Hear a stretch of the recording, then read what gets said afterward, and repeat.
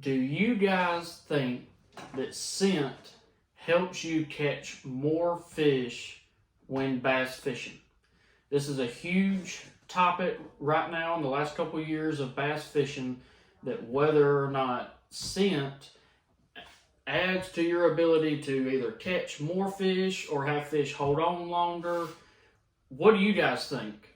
I'm going to take a minute in this video and spill out everything that I have to say about using scents and different scents that are out there on the market.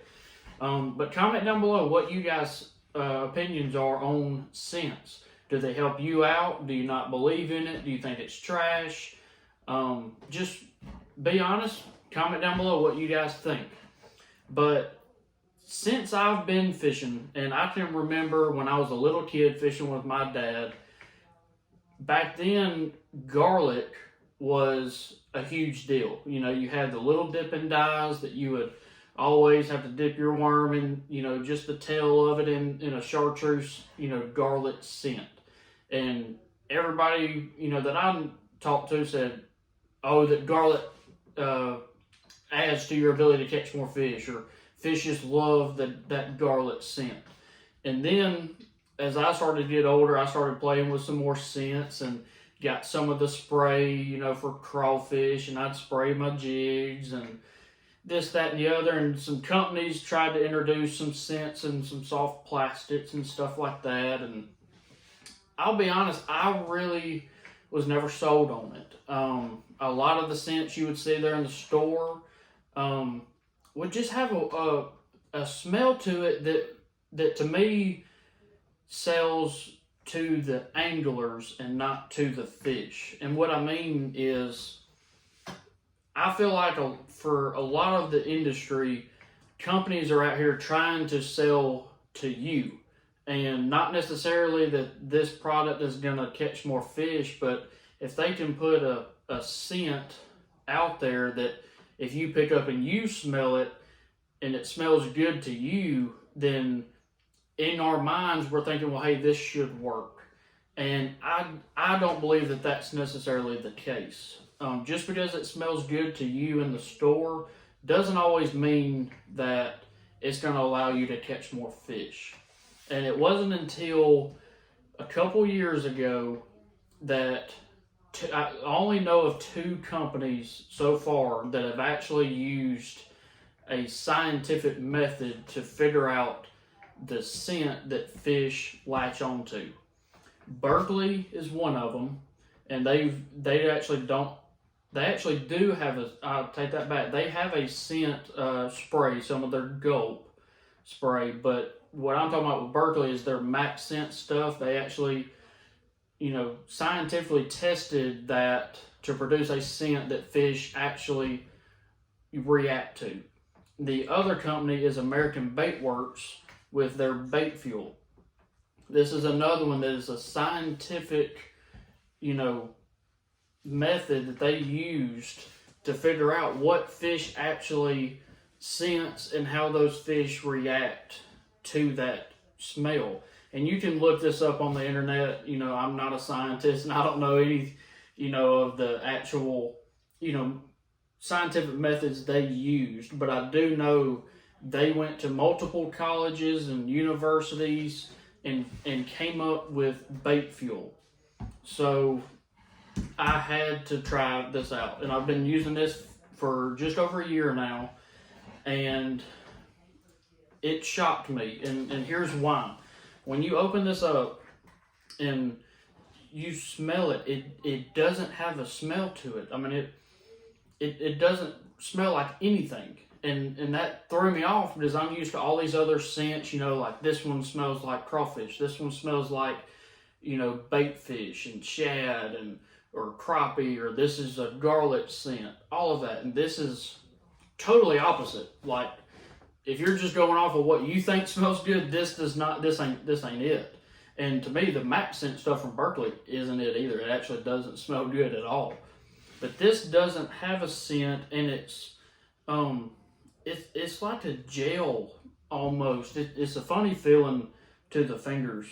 But I did some research on it and saw that, hey, they went a different approach to produce a scent that is scientific proven, to catch more fish. Now, I'm going to go into my opinion on the more fish part here in a little bit, but bait fuel, when I started using this, I was actually in a tournament down south at Eufaula, and I was catching fish out deep on a worm in some brush piles, and in practice they were eating really, really good, and I wasn't using the bait fuel at all.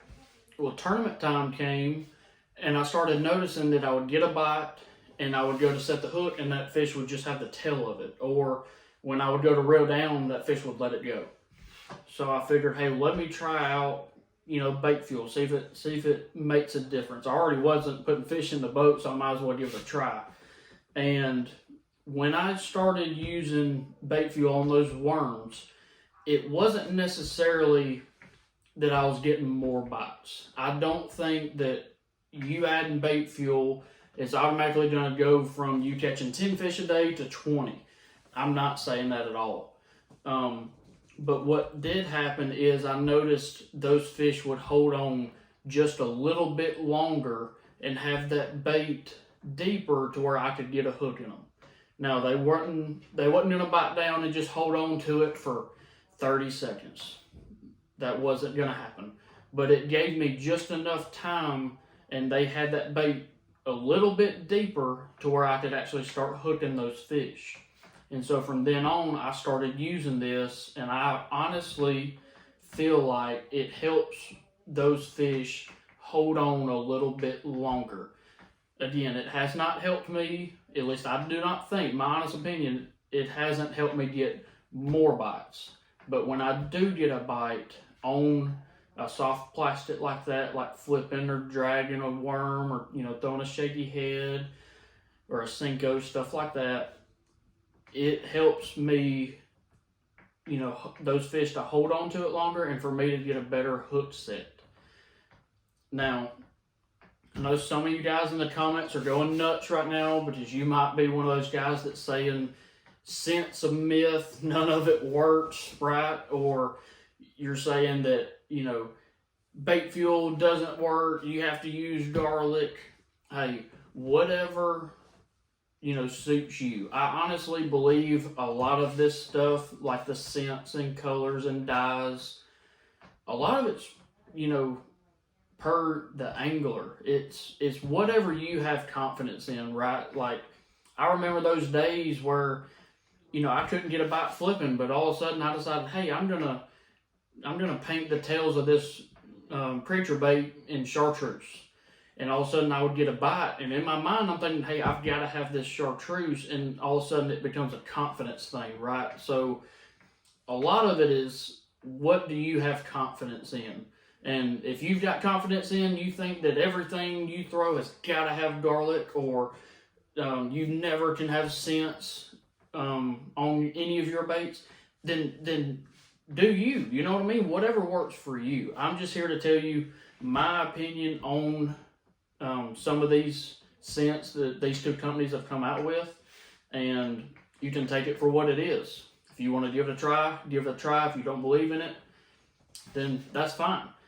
But since using bait fuel, again, I honestly think that it's allowed me to catch, more fish that bite. Not get more bites, but those fish that do bite, I feel like I've got a better chance of getting those fish in the boat. And real quick, if you are going to end up using this bait fuel, the way I do it is usually, the night before that tournament or the night before I'm going to go fishing, whatever soft plastic you're going to use, and this is only for, no reaction baits. Like, I don't use it for, chunks I put on the back of a swim jig or trailers I put on the back of a chatterbait. I don't worry about that because that's a reaction bite, and to me, I don't need scent. But for the baits, you're going to be flipping and, dragging around, stuff like that. Like, this is a net bait, Paca Slim. This is a bait that I'm going to Texas rig and flip around and stuff like that. So I'll take this bag open, take some of this bait fuel, and I'll just put a little bit in that bag. You know, this is the night before you go fishing. Once you put it in that bag, zip it up. I kind of move them around a little bit, you know. But basically what this is doing is just marinating those soft plastics in the bait fuel. And I just leave them in this pack, and I know that, hey, this pack's got bait fuel, or might have another soft plastic that don't have them, and whatever the case might be that I'm using for that day. But usually if you leave them there overnight, there's enough of that bait fuel on each of those baits and you're good to go. Usually if I know that, hey, I'm going to be using, you know, a Pocket Slim most of the time for that tournament, I'll go ahead and, you know, rig up probably 4 or 5 packs of these with bait fuel in it. Or what I've done with some of my Senkos is I'll get a gallon Ziploc bag and just put all my Senkos in there, pour a bunch of this in there, let those marinate overnight, and I'm good to go. But like I said, guys, don't go to hating on me in the comments about, you know, this is wrong or that's wrong. It's all up to the angler. What you have confidence in, that's what works for you. This is what works for me, and I just wanted to give my honest opinion on it, and so you can take it as it is. But thank y'all. Drop down in the comments what scents you like to use or what you think don't work, any of that. Y'all comment down below what you're thinking. Remember to like and to subscribe to this channel, and we'll see you on the next one.